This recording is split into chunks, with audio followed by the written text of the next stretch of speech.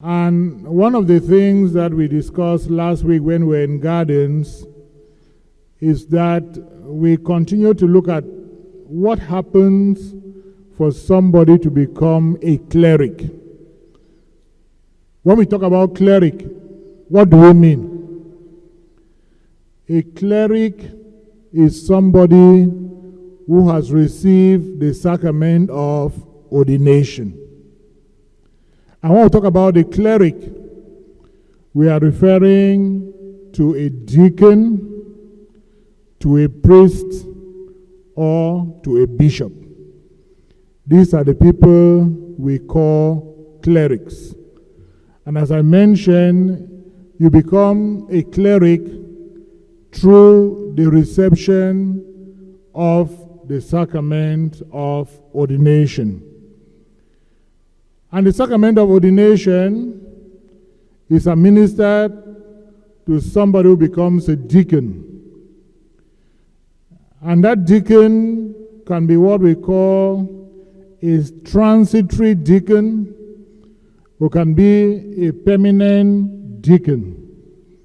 A permanent deacon is not ordained to continue to become a priest.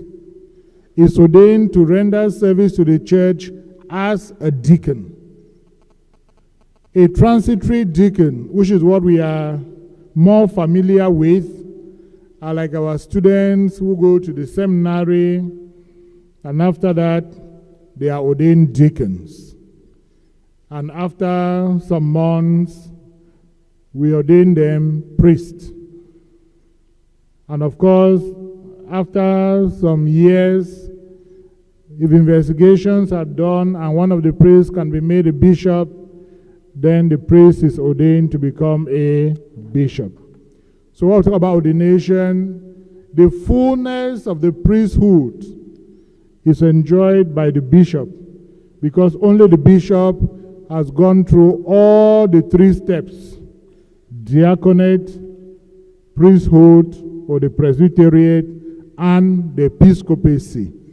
That is why we say the bishop has the fullness of the priesthood, because once you are ordained a bishop, there is no other ordination that you can receive.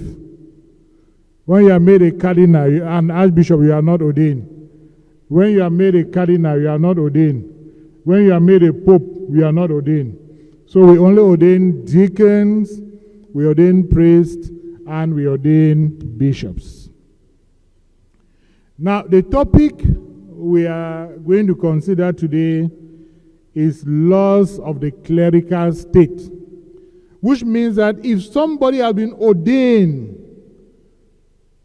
as a cleric, is it possible for that person to lose the clerical state? And we know that by ordination, the cleric becomes a sacred minister. And of course, this is a sacramental effect of ordination. And this sacramental effect of ordination gives that cleric what we call an indelible mark. There are 3 sacraments in the church, that when you receive those sacraments, they give you an indelible mark in your soul that it can never be repeated. And which are these sacraments? Baptism, confirmation, and holy orders. Once you receive, you have an indelible mark in your soul. Now, when you receive the sacrament, therefore, of ordination, and you become a cleric, it means that as a cleric, the sacramental character in you can never be lost. And that's why we talk about an indelible mark, a mark that can never be taken away from you. But you can lose the clerical state, which means that you can be deprived of your functions as a cleric. And we are going to go ahead to look at some of the ways. What are some of the ways in which the clerical state can be lost. If the person ordained is not a male,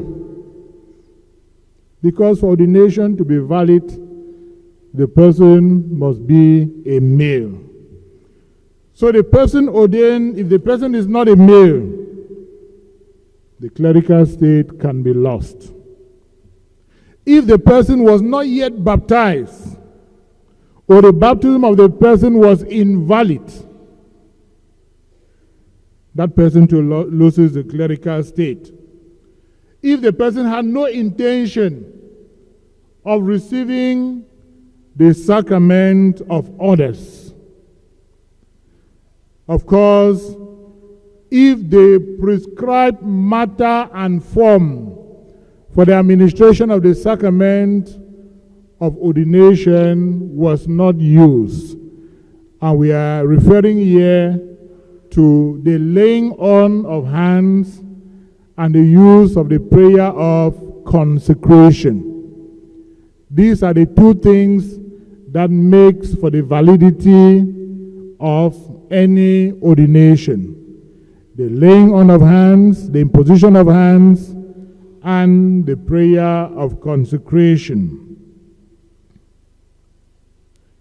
If, of course, the bishop who ordained you was not validly ordained and he claims to ordain you, that is also a problem.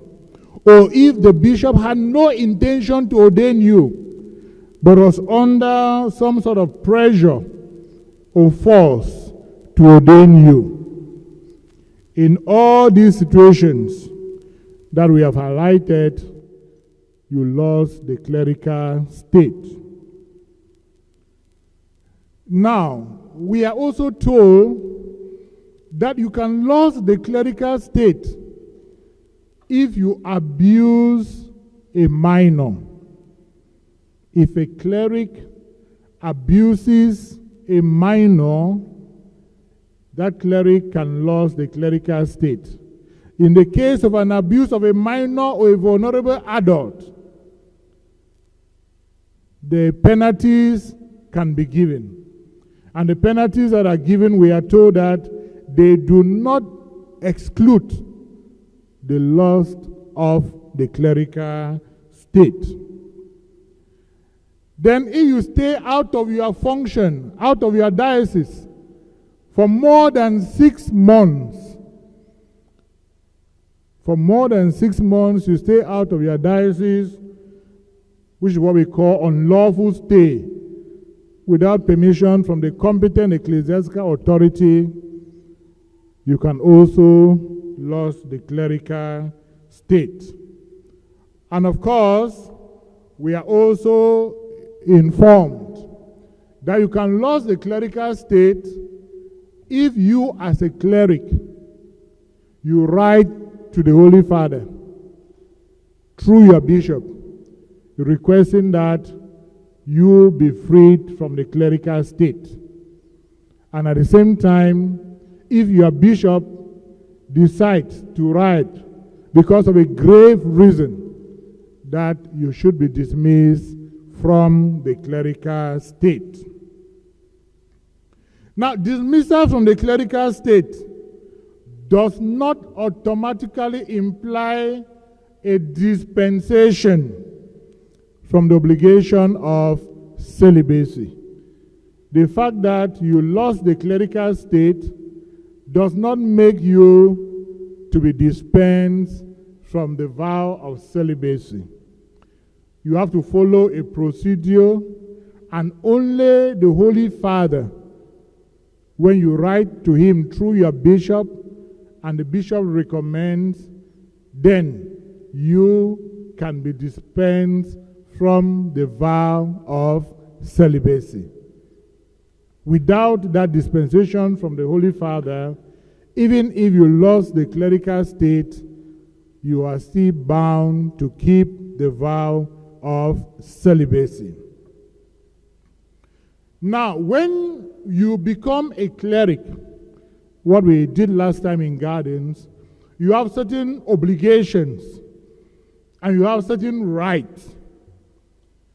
When you lost the clerical state, those rights and those obligations that you are supposed to fulfill, you forfeit all of them, which means that they do not bound you as such. Then, of course, when you lost the clerical state, you do not have the powers again to operate as a cleric. Exceptionally, the church teaches that in the case of danger of death, you can hear the confession of a penitent. In case of danger of death, you can hear the confession of a penitent. But out of that, you can no more exercise the duties that you used to exercise as a cleric. Then at the same time, you can no more be given functions again. Functions that you were supposed to hold as a cleric, those functions cannot be given to you again. And of course, when you lost the clerical state, one of the consequences is that all the obligations of the clerical state, as well as with the exception of the obligation of celibacy, which must be granted explicitly by the Holy Father, as we have mentioned, all of that has to fall in place.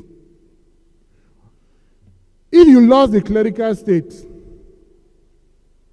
then for one reason or the other, you decide to come back and to work as a cleric. Is that possible?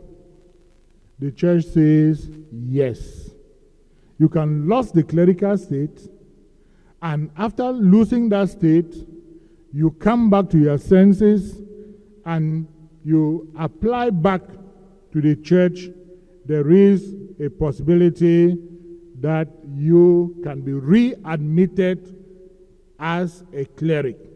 And it's only the Holy Father who can do this. Only the Pope can reinstate you into the clerical state if you lost it. And of course, you have to make a petition. The candidate has to make a petition through his bishop to be forwarded to the Holy Father. Experience, of course, has shown that those who have lost the clerical state, it is always difficult to reinstate them, because most of the reasons that made them to lose that state were valid reasons, and automatically those reasons cannot change overnight. But if in the course of time there were reasons and possibilities of repentance, or it was discovered that maybe there was an error and all the rest, the candidate can petition through his bishop, the Holy Father, for reinstatement as a cleric. That is the first part of the catechesis that we are giving today.